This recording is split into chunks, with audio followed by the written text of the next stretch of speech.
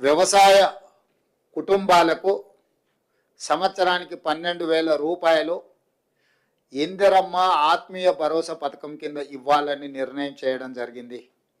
ఇదే కాకుండా చాలా సంవత్సరాల నుంచి రేషన్ కార్డుల సమస్య పేదవాళ్ళను పట్టి పీడిస్తుంది. అందుకే రేషన్ కార్డు లేని అందరికీ నూతన రేషన్ కార్డులు ఇవ్వాలని కూడా ఈ మంత్రివర్గ సమావేశంలో నిర్ణయం తీసుకోవడం జరిగింది.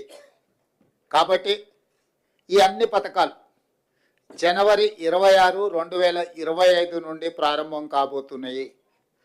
జనవరి 26, 2025కు ఒక ప్రత్యేకత ఉన్నది. మన రాజ్యాంగం అమలు జరిగి డాక్టర్ బాబాసాహెబ్ అంబేద్కర్ గారు మన రాజ్యాంగాన్ని ప్రసాదించి అమలు చేయబట్టి 75 సంవత్సరాలు పూర్తి చేసుకుంటున్న సందర్భంగా జనవరి 26, 2025 నుంచి పథకాలను అన్నింటిని కూడా అమలు చేయాలి అని చెప్పి మా ప్రభుత్వం నిర్ణయం తీసుకున్నది.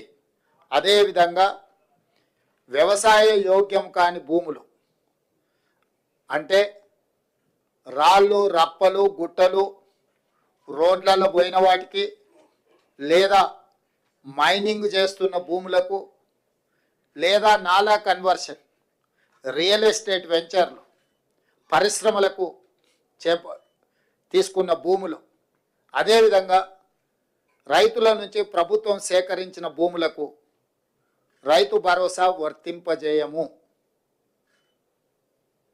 ఎలాంటి గందరగోళం ఉండాల్సిన పని లేదు. రాళ్ళు, రప్పలు, గుట్టలు, రోడ్లకు, అదేవిధంగా పరిశ్రమలకు లేదా రియల్ ఎస్టేట్ వెంచర్లుగా మారిన భూములకు రైతు భరోసా ఇవ్వబడదు. దీనికి సంబంధించి మా రెవెన్యూ అధికారులు గ్రామాల వారీగా సమాచారాన్ని సేకరించి గ్రామ సభల ద్వారా ప్రజలకు వివరించడం జరుగుతుంది. కాబట్టి ఈరోజు ఎవరైనా పరిశ్రమలుగా మారిన భూములు కానీ, రియల్ ఎస్టేట్ వెంచర్లు జరిగిన భూములు కానీ, ప్రభుత్వం సేకరించిన భూములు, ఆల్రెడీ ప్రజల నుంచి ప్రభుత్వం సేకరించిన భూములు ఉన్నాయి. కానీ రెవెన్యూ రికార్డులలో, ధరణిలలో లోపాల వల్ల కొంతమందికి ఆ రకంగా కూడా రైతు భరోసా పథకము గతంలో నిధులు చేరినాయి. కాబట్టి దయచేసి మీరే స్వచ్ఛందంగా ముందుకొచ్చి ప్రభుత్వానికి ఆ వివరాలు అందించడం ద్వారా ప్రభుత్వానికి సహకరించాల్సిందిగా వాళ్ళందరికీ మేము విజ్ఞప్తి చేస్తున్నాం.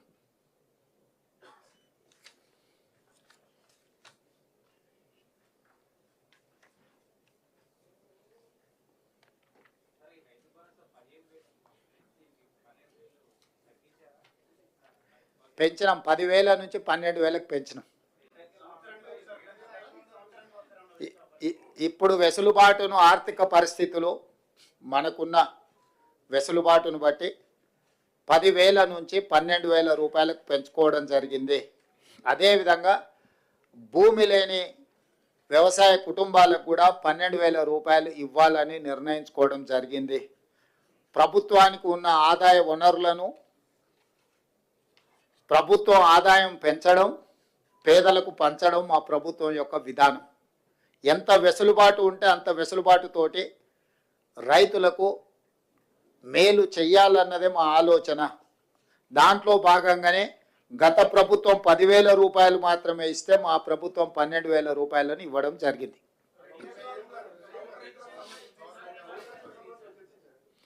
ఆ విషయాల మీద గతంలో చాలా చర్చలు జరిగినాయి.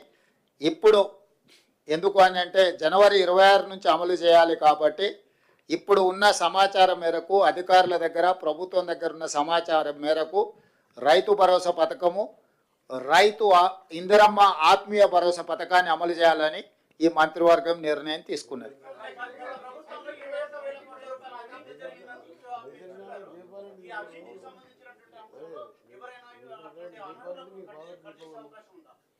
ఇప్పుడు గతంలో ఏం జరిగిందో దాని వెనక్కి వెళ్తే కేసీఆర్ కుటుంబము 1000 సంవత్సరాలు జైలు శిక్ష అనుభవించాల్సి వస్తుంది.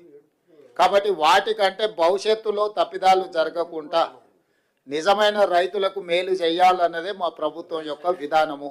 కాబట్టి ఈరోజు ఒక మంచి నిర్ణయం ఈ మంత్రివర్గ సమావేశంలో తీసుకున్నాం కాబట్టి మీడియా మిత్రులకు కూడా నా సూచన, అనవసరమైన అంశాలు అనవసరమైన వివాదాలకు తావియ్యకండి. స్పష్టంగా మళ్ళీ నేను చెప్తున్నా, వ్యవసాయ యోగ్యమైన ప్రతి ఎకరాకు రైతు భరోసా వస్తుంది.